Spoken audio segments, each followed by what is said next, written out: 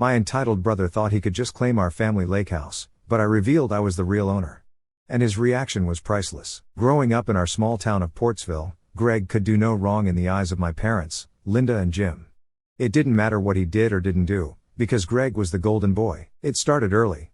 When we were kids, Greg was always the loudest, flashiest, and most demanding person in the room. He had a knack for getting exactly what he wanted. I used to think it was just because he was older or more outgoing, but as I got older, I realized it was something else. Greg knew how to manipulate people, especially our parents. Take school, for example. Greg struggled in every subject, but instead of letting him face the consequences, my parents would jump in to save the day. Failing a math test? Private tutoring. Forgetting a big project? Mom would stay up all night helping him throw something together. Meanwhile, I was on my own. If I needed help, the response was always, "You're smart, Mike. You'll figure it out." And I did figure it out, because I had to. But it was hard not to notice the double standard. Greg's failures were met with sympathy and support, while my successes were brushed aside like they were expected. I remember one time in middle school when I got a perfect score on my science fair project. My dad's response? "Good job, Mike. Now help Greg with his homework." By the time we hit our teens, Greg's golden boy treatment went from annoying to outright infuriating. He got his first car at 16, a shiny second-hand Jeep that Dad spent months fixing up for him. I still remember how proud Dad was, showing off all the work he'd done under the hood. Greg, of course, barely said, "Thank you." He just took the keys and drove off to hang out with his friends. When I turned 16, I didn't get a car. Instead, I got Greg's old bike and a lecture about the value of hard work. "You'll appreciate it more if you save up for it yourself," Dad said. Sure, that's a fair lesson, but why didn't it apply to Greg? Greg also had this way of turning every situation to his advantage, no matter how ridiculous it was. One summer, our neighbor Mrs. Andrews paid me to mow her lawn while she was recovering from surgery. It was hard work, but I didn't mind because it gave me some extra cash. Greg found out and decided he wanted in, except he didn't actually want to mow the lawn. He just wanted half the money. "Come on, Mike," he said, leaning against the fence while I sweated through the 90-degree heat. "We're brothers. You should share." When I told him to get lost, he went to Mom and spun some sob story about how I wasn't being a team player. Next thing I knew, Mom was telling me I had to split the money with Greg because it's only fair. Greg didn't lift a finger, but he walked away with half my earnings. As we got older, Greg's entitlement didn't fade, it grew. While I was busy studying, working part-time jobs, and trying to build a future for myself, Greg floated through life with no real direction. He tried college for a semester but dropped out because, as he put it, "the professors just don't get me." After that, he bounced from one job to another, never sticking with anything for long. Meanwhile, my parents continued to make excuses for him. "He just needs time to figure things out," Mom would say, as if Greg wasn't already 25 and living rent-free in their basement. Dad wasn't any better. He'd defend Greg to anyone who dared criticize him, saying, "At least he's here." That's more than we can say for Mike. Apparently, my decision to leave Portsville for college and start a career in Chicago made me the bad guy. Never mind that I was financially independent and visiting regularly to help out when I could. Greg was the loyal son because he stayed in town. One of the most frustrating things about Greg was how little he appreciated what he had. My parents bent over backward to support him, but he acted like it was the bare minimum. One time, Mom spent hours making his favorite dinner, lasagna with homemade garlic bread, and Greg barely glanced at it before saying, "Couldn't you have made steak instead?" I sat there fuming, wondering how someone could be so ungrateful. But my parents just laughed it off. "That's just Greg," Mom said, as if that excused everything. For years, I tried to stay out of it. I told myself it wasn't worth the fight, but the resentment kept building. Every time I visited home, I'd see Greg sitting on the couch, scrolling through his phone, while my parents doted on him like he was a king. Meanwhile, I'd barely walk through the door before they handed me a to-do list. "Mike, can you fix the gutters? Mike, can you mow the lawn?" One Thanksgiving, it finally boiled over. Greg had spent the entire day lounging around while I helped Mom cook, cleaned up after dinner, and even ran to the store when Dad realized we were out of ice. As we were sitting down for dessert, Greg casually asked, "Hey Mike, can you take care of my car? It needs an oil change." I stared at him, stunned. "Why don't you do it yourself?" He shrugged. "I don't really know how." Before I could respond, Mom chimed in, "Mike, you're good with cars. It wouldn't hurt to help your brother out." That was it. I pushed my plate away, stood up, and said, "You know what? I'm done." Then I walked out. I realized I couldn't keep letting myself get dragged into Greg's messes. He was never going to change, and my parents were never going to stop enabling him. The only thing I could do was set boundaries and focus on my own life. But Greg's entitlement and my parents' favoritism would eventually reach a whole new level, and this time, I wasn't about to let it slide. You'd think I'd stop being surprised, but let me tell you, nothing could have prepared me for the day I found out about the will. It wasn't even my parents who told me. It came from a friend of the family, Mrs. Turner, who has a habit of oversharing. Honestly, I don't think she meant to stir the pot, but she sure did. We were catching up at a coffee shop during one of my rare trips back to Portsville. Somewhere between talking about her cats and her new garden, she casually mentioned, "Your parents are so sweet, wanting Greg to have the lake house. That cabin means so much to your family." I almost spit out my coffee. "What did you just say?" I asked, trying to keep my voice steady. "The lake house," she repeated, like it was obvious. "They're leaving it to Greg. It's in their will, right?" At first, I thought she had to be mistaken. I mean, how could they do something like that? The lake house wasn't just Greg's or mine. It was supposed to be for the whole family. It's where we spent summers fishing, swimming, and roasting marshmallows by the fire. Growing up, it was the one place where I didn't feel like I was playing second fiddle to Greg.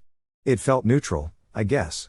Ours, but apparently, that wasn't the case anymore. I went home that day stewing, trying to make sense of it. Maybe Mrs. Turner had misunderstood. Maybe my parents hadn't actually decided anything yet. Still, something about it felt too real. My parents had always had a blind spot for Greg, so was it really that far-fetched? I decided to confront them the next day. I stopped by my parents' house. As soon as I walked in, I could tell they weren't expecting me. Mom was sitting on the couch knitting, while Dad was fiddling with some gadget at the kitchen table. They both looked up, surprised but not exactly thrilled. "Mike, what brings you here?" Mom asked, a little too brightly. I didn't bother with small talk. "Is it true you're leaving the lake house to Greg?" I asked, cutting straight to the point. The room went dead silent. My mom set down her knitting, avoiding eye contact, while my dad suddenly found the screws on his gadget very interesting. "Where did you hear that?" Mom finally asked. "It doesn't matter where I heard it." "Is it true?" That's when they launched into their usual script, the one they always used to defend Greg. "Well, you know Greg has always been here for us," Mom said, like that explained everything. "He's the one who helps out when we need something." I laughed out loud. I couldn't help it. "Greg helps out? Are you serious? The guy can't even hold a job, and you're giving him the lake house?" "Mike," Dad said in that tone he always used when he thought I was being unreasonable, "it's not about that. Greg has stayed close to home. He's been here for us. You've got your life in Chicago. You don't need the lake house, and Greg does." I shot back, "What, so he can throw parties and mooch off your hard work? That place was supposed to be for both of us. You've said that my whole life." That's when Mom hit me with the line that really drove it home. "You're doing fine, Mike. You don't need it." There it was. I didn't need it because I'd built a life for myself, worked hard, and didn't rely on them for handouts. They decided I didn't deserve the one thing that tied me to my childhood. It wasn't just about the lake house, it was about everything. It was the perfect symbol of how little they thought of me compared to Greg. "Wow," I said, shaking my head. "I always knew you favored Greg, but this is a whole new level." "Oh, don't be dramatic," Mom said, waving her hand like I was some teenager throwing a tantrum. "We're just trying to do what's fair." "Fair?" I couldn't believe what I was hearing. "How is it fair to give Greg everything while I get nothing?" "That's not true," Dad interjected. "We're not giving him everything. You'll get your share of the inheritance." "The inheritance? Great. So while Greg gets the house, I'm supposed to be grateful for whatever leftover cash they decide to toss my way." It wasn't about the money, it never was. It was about principle, about feeling like I actually mattered in this family. I left before the conversation could get any worse. On the drive back to my place, I couldn't stop replaying the whole thing in my head, the way they dismissed my feelings, how quickly they jumped to defend Greg. It was infuriating, but it also wasn't surprising. This was just who they were. Part of me wondered if I was overreacting, but deep down, I knew I wasn't. If the roles were reversed, if I were the one struggling and Greg were the successful, independent one, would they still have made the same choice? I doubted it. After a few days, I decided to vent about it to my friend Sean, who's known me since college. He wasn't surprised either. "They've always played favorites, man," he said when I told him the story. "But you've got to ask yourself, why do you even care? You don't need their stupid lake house. You're better off without it." He was right, of course. I didn't need it. But it was about what it represented. Years of being overlooked, of working twice as hard for half the recognition, Of being told that my successes didn't count because I was fine. It's not about needing it, I told him. It's about what's fair. And this isn't fair. For a while, I tried to just move on. I told myself it wasn't worth the fight. But every time I thought about the lake house, about Greg sitting there on the porch acting like he earned it, I couldn't let it go. My parents had spent years enabling him, making excuses for him, and now they were rewarding him for it. I wasn't just angry at Greg, I was angry at them too. They'd always treated me like the backup plan, the reliable one who didn't need their support, and now, when it came time to make a decision that actually mattered, they'd chosen Greg again. After months of silence, my parents finally decided to reach out. I'd gone no contact after the Lakehouse fiasco because, honestly, I'd had enough. I was tired of being the overlooked son, the one they only called when they needed something fixed or a favor done. So when I started getting those emails and voicemails, I knew something was up. They didn't reach out to me unless they needed something. The first message came from Mom, a short, overly casual email with no specifics. "Hi Mike, hope you're doing well. Things have been a little hard lately, and we miss hearing from you. Let's catch up soon." It was vague enough to make me suspicious, so I ignored it. Next came a voicemail from Dad. His tone was softer than usual, almost rehearsed. "Hey Mike, it's your dad. Just wanted to see how you've been. It's been a while since we talked, and we'd really like to see you. Family's important, you know. Give us a call when you can." Still, I let it go. I wasn't about to play into their guilt trips, especially not after everything that had gone down. I knew them well enough to know this wasn't about family. They weren't reaching out because they missed me, they were reaching out because something had gone wrong and they needed my help. Sure enough, the next email from Mom gave it away. This time, she dropped the pretense and got straight to the point. She talked about how my dad's investments hadn't been doing well and how they were struggling to keep up with their expenses. "It's been a tough year for us financially," she wrote, adding that Greg was trying his best but couldn't do much to help. I had to laugh at that. Greg's best had always been the bare minimum, and even that was a stretch. Now, when they were in trouble, they were realizing the hard way that their golden boy wasn't going to save the day. Mom's email didn't outright ask for money, but it might as well have. She hinted at how they'd always supported me and how family sticks together in tough times.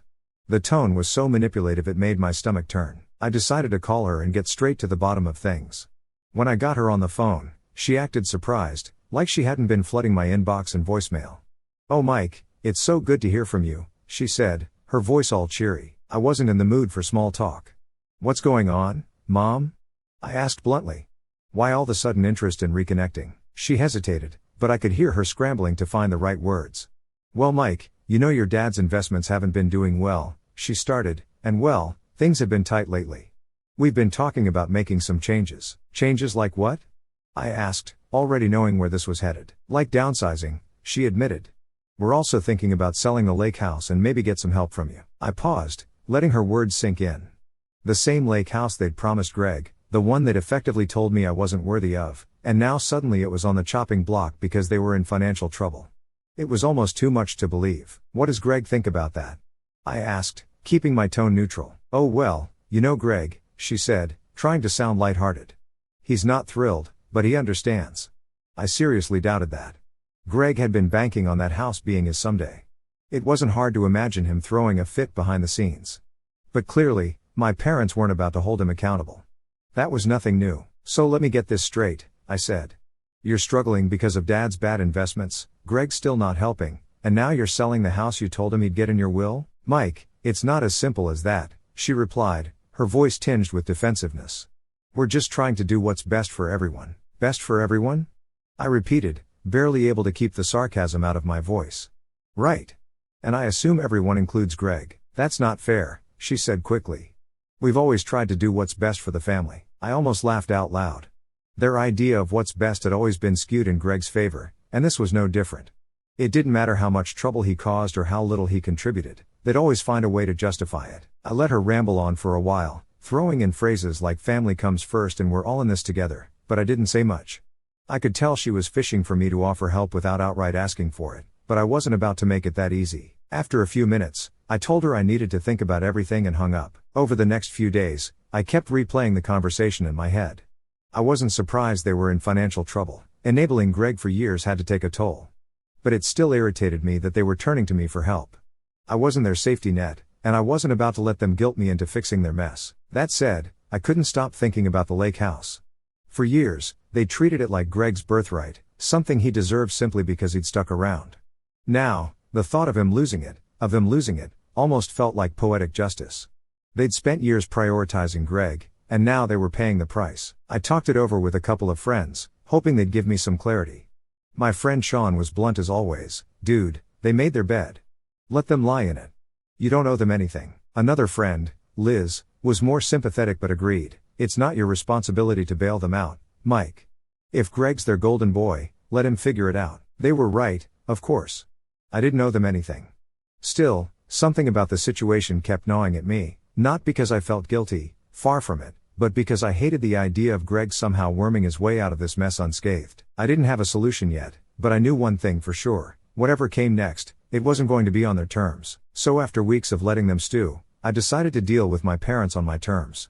I wasn't doing it out of some sense of obligation or guilt. No, those feelings were long gone.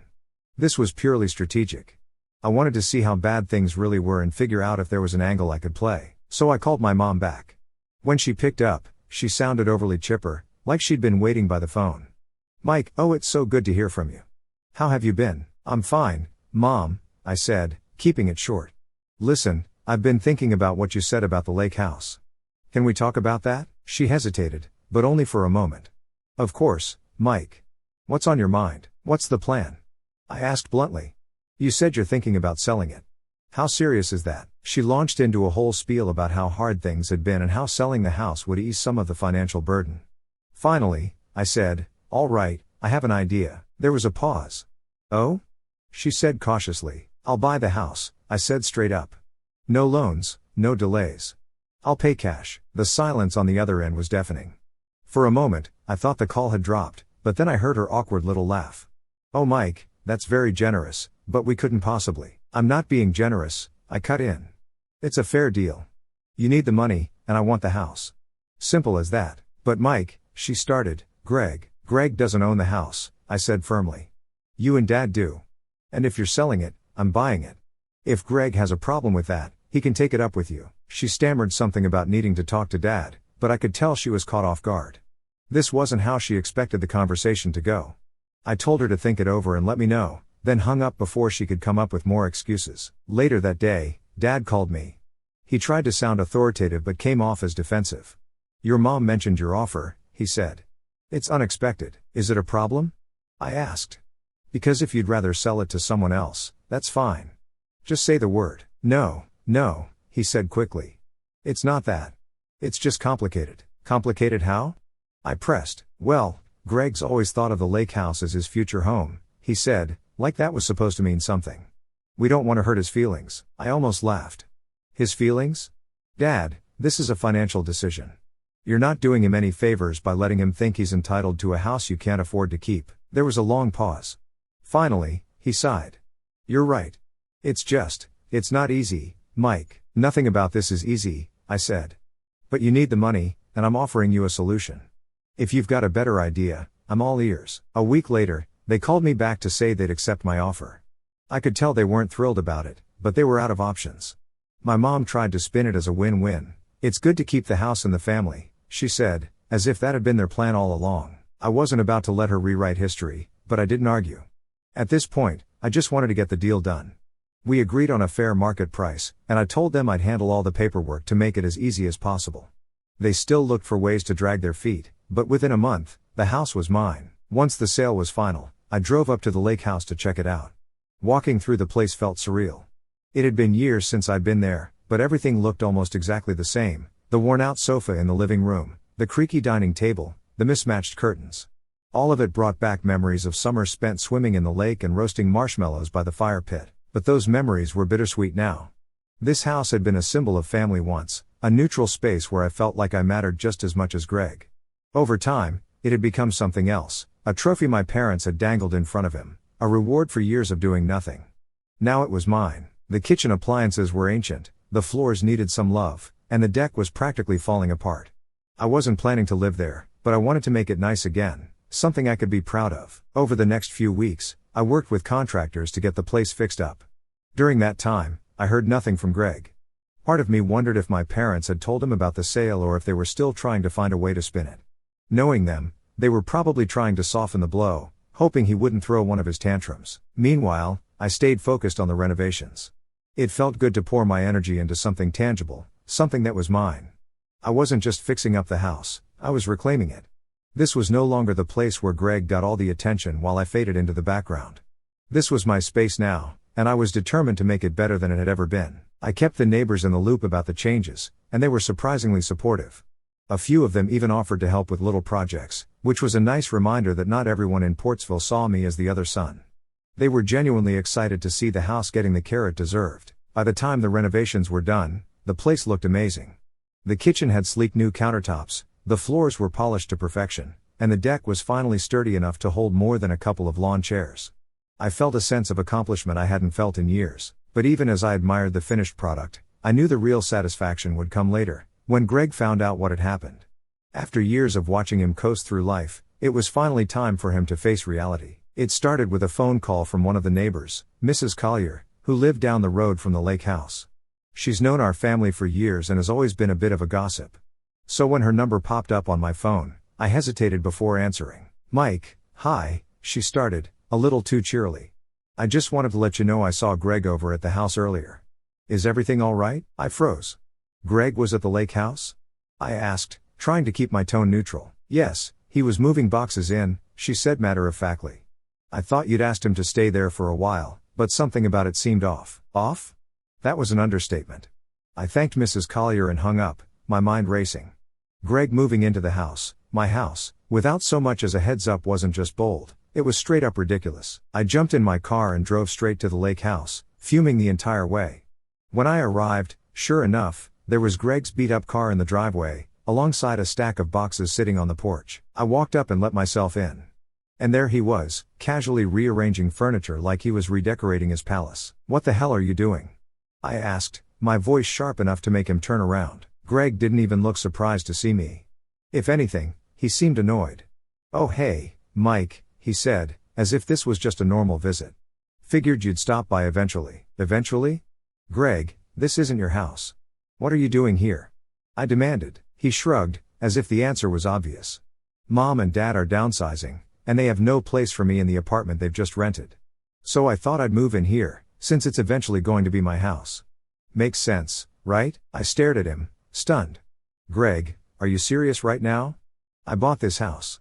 It's not Mom and Dad's anymore. It's mine." He blinked, like the words didn't quite register. "What do you mean, it's yours?" "I mean I bought it months ago. It's legally mine. So you need to leave." "Now," Greg let out a laugh, but it sounded forced. "Yeah, okay Mike. Very funny. I'm not joking," I said, crossing my arms. "Check the deed if you don't believe me." The smug grin on his face faltered as the reality of the situation started to sink in. "You bought the house?" he asked, his voice dripping with disbelief. "Yes, Greg. I bought the house. And I didn't do it so you could move in uninvited." For a moment, he just stood there, looking like he didn't know what to say. Then, as if on cue, he flipped the switch from disbelief to anger. "This is bullshit, Mike," he snapped. "You knew I wanted this house. You've always been jealous of me, and now you're trying to screw me over." I couldn't help but laugh. "Jealous of you? Are you kidding me, Greg? You've been living off Mom and Dad your entire life while I've worked my ass off. Don't even try to play the victim here." That only made him angrier. "You think you're so much better than me, don't you?" He spat. "Just because you've got some fancy job in Chicago doesn't mean you can come in and take what's mine." "What's yours?" I shot back. "Greg, you've never lifted a finger for this house. You didn't help pay for it, you didn't maintain it, and you didn't even know how to claim it. So no, it's not yours. It's mine." Greg's face was bright red at this point, but before he could fire off another round of excuses, I cut him off. "You have until the end of the day to get your stuff out of here. If you don't, I'll call the cops." "You wouldn't," he said, his voice wavering slightly. "Try me," I said, pulling out my phone. "I've already got the paperwork to back me up."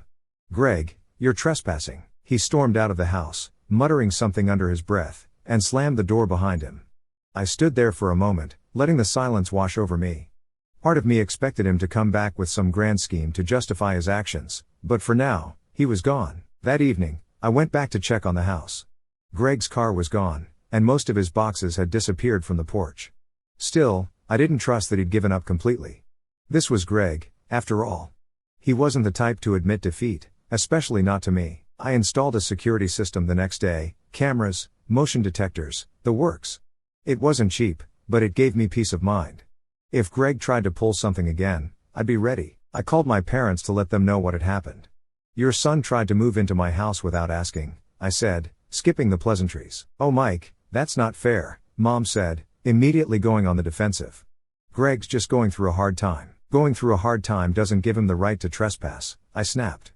"I'm not putting up with this. If he tries it again, I'm calling the cops." End of story. "Mike, he's your brother," Dad chimed in. "Can't you just talk to him?" "No, Dad. I'm done talking. He needs to learn that actions have consequences." They didn't like my response, but I didn't care. Greg had been coddled his entire life, and I wasn't about to enable him any further. If he wanted to act like the world owed him something, he could do it somewhere else, preferably far away from me. The next few weeks were quiet, which I took as a sign that Greg had finally backed off. But deep down, I knew it wasn't over. Greg had always been stubborn, and this situation was no different. He wasn't going to let this go without a fight. But whatever he had planned next, I was ready. I got a call one evening from a neighbor near the Lakehouse, Mr. Carpenter.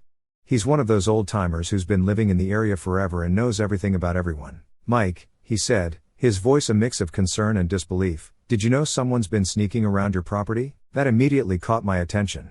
"What do you mean, sneaking around?" "Well," he started, "I've seen Greg there a few times this week. He was poking around the backyard, checking the doors.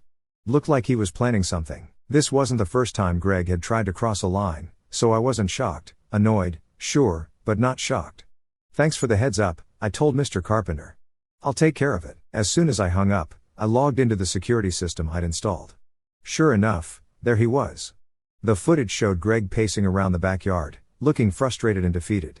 It didn't look like he'd tried to break in, but he was clearly scheming. Instead of confronting him right away, I decided to play it smart. I wanted him to know that I wasn't bluffing when I said the house was off limits. The next morning, I made a quick call to the local police station, explaining the situation. They assured me they'd do a few drive-bys in the area to keep an eye on things. It was a small move, but it gave me some peace of mind. A few days later, I got the notification I'd been waiting for. Greg was back, and this time, he wasn't alone. He'd brought a couple of his friends with him, and they were carrying boxes like they were about to move in. I couldn't believe it. Did he really think he could just show up with backup and claim the house? I didn't waste any time. I jumped in my car and drove straight to the Lakehouse. When I pulled into the driveway, Greg and his buddies were standing on the porch, looking like they'd been caught with their hands in the cookie jar. "What the hell are you doing, Greg?" I asked, stepping out of the car. He crossed his arms, trying to look confident. "We're moving in," he said, as if it was the most natural thing in the world. I couldn't help but laugh. "You're what? Moving in?" he repeated, his voice tinged with defiance. "Moving in. Mom and Dad always said this house was supposed to be mine. Why can't you just let it go?" "Greg," I said, shaking my head, "legally it's mine. You can't just show up with your buddies and decide to take it over." He scoffed. "Oh come on, you don't even need it. You're just doing this to spite me." "Let me make this very clear," I said, stepping closer. "If you don't leave right now, I'm calling the cops. And trust me, I'm dead serious this time. And you won't like the charges that will follow. Do you understand me?" One of Greg's friends muttered something about not wanting to get involved, and the other started edging toward the car. "You wouldn't call the cops on your own brother," Greg said, his voice shaky but defiant. "Oh, I absolutely would," I said, pulling out my phone. "And if you think I'm bluffing, stick around and find out." That was the final straw for his friends, who practically sprinted to the car. Greg stood there for another few seconds, looking like he couldn't believe what was happening. Finally, he grabbed his box and stormed off, muttering something about how I'd always been selfish. I didn't even bother responding. Once they were gone, I took a deep breath and walked inside. The place was untouched, thankfully, but I was still fuming. Greg's audacity never failed to amaze me. He truly believed that just showing up and claiming the house would somehow make it his. The next day, I decided to send a message loud and clear. I contacted my lawyer and had him draft a formal cease and desist letter to Greg. It outlined everything in plain terms. The house was mine, he was not welcome without my explicit permission, and any further attempts to enter the property would result in legal action. I mailed it directly to him and made sure it was certified so I'd have proof he received it. A few days later, I got a text from my mom. It was classic Linda, vague, guilt-trippy, and full of excuses for Greg. "Mike, don't you think you're being a little harsh on your brother?" I didn't even bother replying. At this point, I'd stopped caring what my parents thought. They'd spent years enabling Greg's behavior, and now they were reaping what they'd sown. If they wanted to bail him out again, that was on them. But I wasn't going to be part of it. Since then, things have been quiet. Greg hasn't tried to come back, and my parents have stopped pestering me, at least for now. The lake house is finally mine, no strings attached. I've rented it out to a lovely couple who take great care of the place, and it's become a nice little source of passive income. I'm glad I stood my ground. I drew the line. I didn't let their guilt trips, excuses, or manipulation sway me. And in the end, I came out on top. Greg might still think the world owes him something, but he's finally learning the hard way that entitlement doesn't mean ownership. As for me, I'm just enjoying the peace and quiet, knowing that I didn't let him or anyone else take advantage of me this time.